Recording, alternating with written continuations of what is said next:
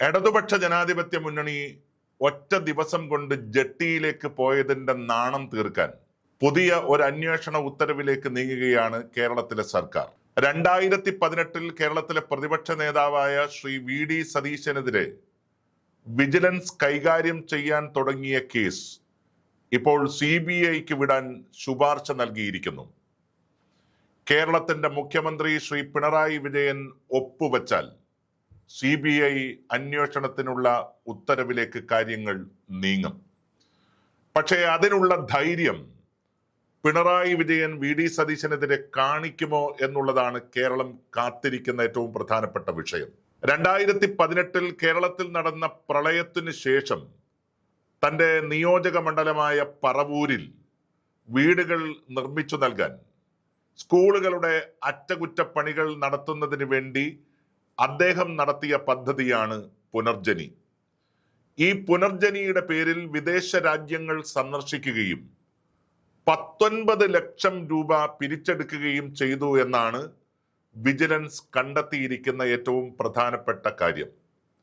വിദേശ പണമിടപാടുമായി ബന്ധപ്പെട്ട് കേന്ദ്ര സർക്കാരിന്റെ അനുമതിയില്ലാതെ പണം വാങ്ങുന്നത് കുറ്റകരമായിട്ടുള്ള കാര്യമാണ് എന്നുള്ളതിന്റെ അടിസ്ഥാനത്തിലാണ് അന്നത്തെ വിജിലൻസ് മേധാവിയായിരുന്ന യോഗേഷ് ഗുപ്ത കേരളത്തിന്റെ മുഖ്യമന്ത്രിക്ക് CBI അന്വേഷണം ആവശ്യപ്പെട്ട് റിപ്പോർട്ട് നൽകിയത്. പക്ഷെ അന്ന് യോഗേഷ് ഗുപ്തയുമായി വ്യക്തിപരമായി അസ്വാരസ്യമുണ്ടായിരുന്ന പിണറായി ഈ ഒരു റിപ്പോർട്ട് കണ്ട ഭാവം നടിച്ചില്ല. അതുമാത്രമല്ല, നിയമോപദേശത്തിന് വേണ്ടി തിരിച്ചയക്കുകയും ചെയ്തു.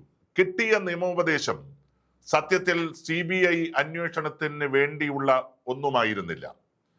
പക്ഷെ ഇപ്പോൾ എന്തുകൊണ്ടാണ് വീണ്ടും CBI അന്വേഷിക്കാൻ വിജിലൻസിന്റെ ശുപാർശയുണ്ട് എന്ന വാർത്ത പുറത്തു വരുന്നത് എന്ന് കേരളം വളരെ കൃത്യതയോടുകൂടി മനസ്സിലാക്കുകയാണ്. ഓരോ ദിവസവും പ്രതിരോധിക്കാൻ കഴിയുന്നതിനും അപ്പുറമുള്ള കുരുക്കുകളിലേക്കാണ് കേരളത്തിലെ ഇടതുപക്ഷ ജനാധിപത്യ മുന്നണി സർക്കാർ വീണുകൊണ്ടിരിക്കുന്നത്. അങ്ങനെ വീണുകൊണ്ടിരിക്കുമ്പോൾ പ്രതിപക്ഷത്തിന്റെ കുന്തമുനയായി ഓരോ ദിവസവും മാധ്യമ സമ്മേളനം നടത്തി മുന്നണിയെയും സർക്കാരിനെയും പ്രതിക്കൂട്ടിലാക്കുന്ന നായകന് തന്നെ ആയിരിക്കട്ടെ ഒരു തിരിച്ചടി എന്നുള്ള രീതിയിലാണ് CBI എന്ന് പറയുന്ന ഓലപ്പാമ്പിനെ കാട്ടി ഇപ്പോൾ വി.ഡി. സതീശനെ കുടുക്കാൻ നീക്കങ്ങൾ നടന്നുകൊണ്ടിരിക്കുന്നത്. പക്ഷെ സതീശനെ സഭയ്ക്കകത്തും പുറത്തും അറിയാവുന്ന വ്യക്തി എന്നുള്ള രീതിയിൽ, മറ്റാരേക്കാളും അദ്ദേഹത്തെക്കുറിച്ച് അറിയാവുന്ന ഒരു വ്യക്തി എന്നുള്ള രീതിയിൽ ഇതിനകത്ത് ഒപ്പുവയ്ക്കാൻ 1% പോലും സാധ്യതയില്ല എന്നുള്ളത് ഉറപ്പാണ്. പക്ഷേ ഇപ്പോൾ പിടിച്ചു നിൽക്കണം. കാരണം നിയമസഭാ തെരഞ്ഞെടുപ്പിന് ഇനി 3 മാസങ്ങൾ മാത്രം മുന്നിൽ നിൽക്കുന്നു. സ്വർണ്ണ കള്ളക്കടത്തിന് ശേഷം ശബരിമല സ്വർണ്ണ കൊള്ളയുമായി ബന്ധപ്പെട്ട വിഷയം CPM-നെ ആസകലം ബാധിച്ചു. 2 വട്ടം MLA ആയ സംസ്ഥാന സമിതി അംഗം കൂടിയായിട്ടുള്ള പത്മകുമാർ ഉൾപ്പെടെയുള്ളവർ ജയിലിൽ കിടക്കുമ്പോൾ അതിനെ പ്രതിരോധിക്കാൻ സോണിയാഗാന്ധിയുടെ പേര് പോലും വലിച്ചിടച്ചു കൊണ്ടുവന്നു CPM. അവിടെയും രക്ഷയില്ല എന്ന സ്ഥിതിയായി. ഇടതുപക്ഷത്തിന്റെയും കേന്ദ്രം ഭരിക്കുന്ന BJP-യുടെയും പാലമായി വർത്തിക്കുന്ന ജോൺ ബ്രിട്ടാസ് തന്നാലാവുന്നതെല്ലാം ചെയ്ത് മുന്നോട്ട് പോവുകയാണ്. പക്ഷേ ഇതൊന്നും CPM-ന് ചേർന്ന പണിയല്ല എന്ന് കൃത്യമായ വ്യക്തതയുള്ള അഖിലേന്ത്യാ സെക്രട്ടറി ശ്രീ MA ബേബി കുറെ നാളുകളായി ഈ വിഷയത്തിലെല്ലാം മൗനം ഭജിക്കുകയാണ്. അപ്പോഴാണ് മറ്റൊരു പ്രധാനപ്പെട്ട വിഷയം കടന്നു വന്നത്. ശ്രീ ആന്റണി രാജുവുമായി ബന്ധപ്പെട്ട വിഷയം. ആന്റണി രാജു ജനാധിപത്യ കേരള കോൺഗ്രസിന്റെ നേതാവാണ്. CPM-ന് നേരിട്ട് പങ്കാളിത്തമില്ലാത്ത ഒരു മുന്നണിയിലെ ഒരു രാഷ്ട്രീയ പാർട്ടി. പക്ഷേ ആരാണ് ആന്റണി രാജു എന്ന ചോദ്യത്തിന് മുമ്പിൽ സ്വാഭാവികമായും എല്ലാ ചോദ്യശരങ്ങളും ചെന്നെത്തുന്നത് പിണറായിയിലേക്ക് തന്നെയാണ്. തിരുവനന്തപുരത്ത് ജനാധിപത്യ കേരള കോൺഗ്രസ് ആണെങ്കിലും പിണറായി വിജയന്റെ ഏറ്റവും അടുത്ത സന്തത സഹചാരിയായി അനന്തപുരിയിലെ എല്ലാ രാഷ്ട്രീയ നീക്കങ്ങളും കഴിഞ്ഞ 10 വർഷക്കാലമായി നടത്തിക്കൊണ്ടിരിക്കുന്നത് ആന്റണി രാജുവാണ്. ആന്റണി രാജുവിനെ കഴിഞ്ഞ 10 വർഷക്കാലമായി കോടതിയുമായി ബന്ധപ്പെട്ട വിഷയങ്ങളിൽ സംരക്ഷിക്കാൻ മുന്നിട്ട് നിൽക്കുന്നതും പിണറായി തന്നെയാണ്.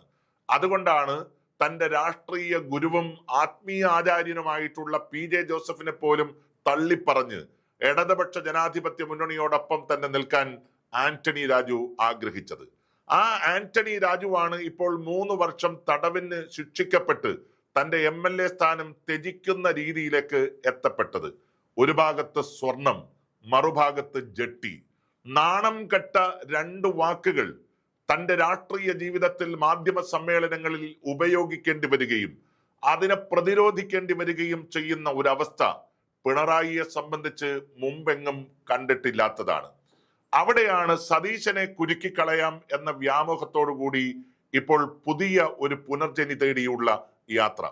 യഥാർത്ഥത്തിൽ നമ്മൾ തിരിച്ചറിയേണ്ടത് 19 ലക്ഷം രൂപയുമായി ബന്ധപ്പെട്ടാണ് ഈ വിഷയം തന്നെ നിൽക്കുന്നത്. 19 ലക്ഷം വിഷയവുമായി ബന്ധപ്പെട്ടാണ് CBI അന്വേഷണം ആവശ്യപ്പെട്ടിരിക്കുന്നത്. 342 കോടി രൂപയുടെ വമ്പൻ അഴിമതിയായ ലാവ്ലിൻ കേസ് അത് CBI അന്വേഷിച്ചു. ആ CBI അന്വേഷിച്ച കേസ് ഇപ്പോൾ സുപ്രീം കോടതിയിലാണ്. സുപ്രീം കോടതിയിൽ 36 തവണയാണ് ഈ കേസ് മാറ്റിവെച്ചത്.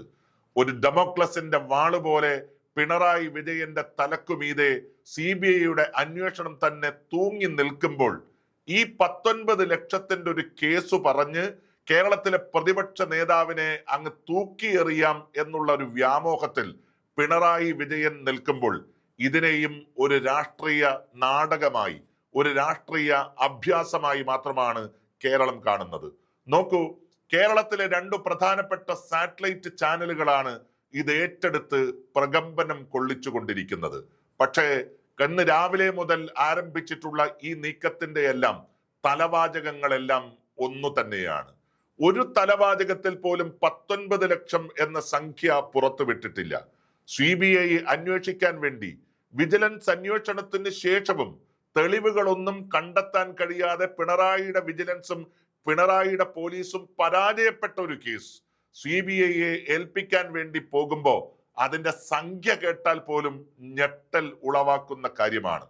യഥാർത്ഥത്തിൽ രാഷ്ട്രീയ വിരോധം തീർക്കാൻ പിണറായിയും സംഘവും, പ്രത്യേകിച്ച് ശ്രീ ജോൺ ബ്രിട്ടാസും നികേഷ് കുമാറും എല്ലാം ചേർന്നിട്ടുള്ള പുതിയ സ്ട്രാറ്റജിക്കൽ ടീം നടത്തിക്കൊണ്ടിരിക്കുന്ന നീക്കത്തിന്റെ ഭാഗമാണ് ഇതെന്ന് വ്യക്തമാണ്. കഴിഞ്ഞ കുറെ കാലമായി AKG സെന്ററിൽ ഇരുന്ന് സോഷ്യൽ മീഡിയ നിയന്ത്രിക്കുന്ന വ്യക്തിയാണ് ശ്രീ നികേഷ് കുമാർ. ഓരോ ദിവസവും മിനിമം 10 കാർഡുകൾ, 10 വീഡിയോകൾ അതാണ് VD സതീശനെതിരെ തയ്യാറാക്കിക്കൊണ്ടിരിക്കുന്നത്. പക്ഷേ ഈ 10 വീഡിയോകളും ഈ 10 കാർഡുകളും കേരളത്തിലെ ജനങ്ങൾ കണ്ടാൽ പോലും പുച്ഛിച്ചു തള്ളുന്ന അവസ്ഥയുണ്ടായി. അതിന്റെ റിസൾട്ടാണ് ത്രിതല പഞ്ചായത്ത് തെരഞ്ഞെടുപ്പിൽ നമ്മൾ കണ്ടത്.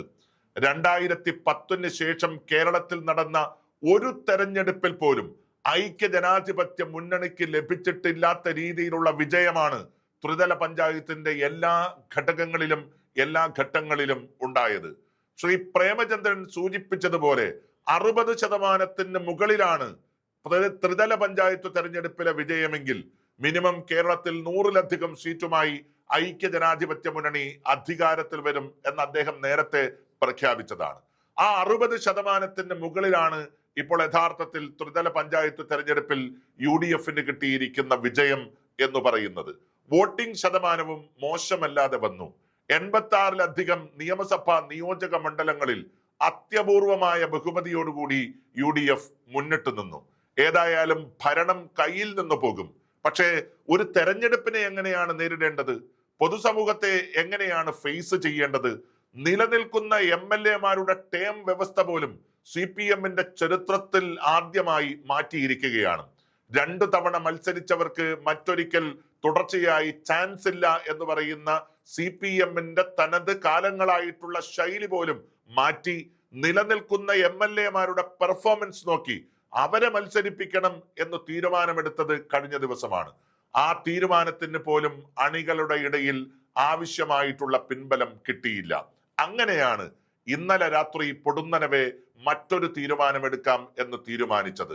തങ്ങൾക്ക് നേരെ വരുന്ന ആരോപണങ്ങളെ അതേ അർത്ഥത്തിൽ നേരിടാൻ മറുഭാഗത്ത് നിൽക്കുന്നവരെ വ്യക്തിഹത്യ ചെയ്യുന്ന രീതിയിലുള്ള ആശയങ്ങളുമായി മുന്നോട്ട് പോവുക.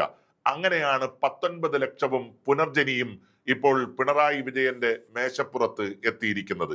ഒരു കാര്യം ഉറപ്പാണ്, ബുദ്ധിയുള്ള മുഖ്യമന്ത്രിയാണെങ്കിൽ സ്വാഭാവികമായും ഇതിനകത്ത് ഒപ്പുവെക്കാൻ സാധ്യതയില്ല. ഒപ്പുവെക്കുന്നു എന്ന് പറഞ്ഞാൽ അതിനർത്ഥം അത്രമേൽ വലിയ ഗതികേടിലേക്ക് CPM കൂപ്പുകുത്തിയിരിക്കുന്നു എന്നുള്ളതാണ്. ഒരു കാര്യം ഉറപ്പാണ്, ശ്രീ VD സതീശനെ പോലെ ധീരനായ ഒരു പ്രതിപക്ഷ നേതാവിനെ ഇങ്ങനെ ഒരു ഓലപ്പാമ്പ് കാണിച്ചു പേടിപ്പിക്കാൻ ഇടതുപക്ഷ ജനാധിപത്യ മുന്നണിക്കും CPM-നും കഴിയുന്ന ഒരു കാലഘട്ടത്തിലല്ല നമ്മൾ നിൽക്കുന്നത്. പിന്നെ ആകെയുള്ള ഒരു ആശ്വാസം CPM-നെ സംബന്ധിച്ച് ഉള്ളത് ഇപ്പോൾ തങ്ങൾ പറയുന്നത് പോലെ ആയിരിക്കും CBI എന്നുള്ളിടത്താണ്.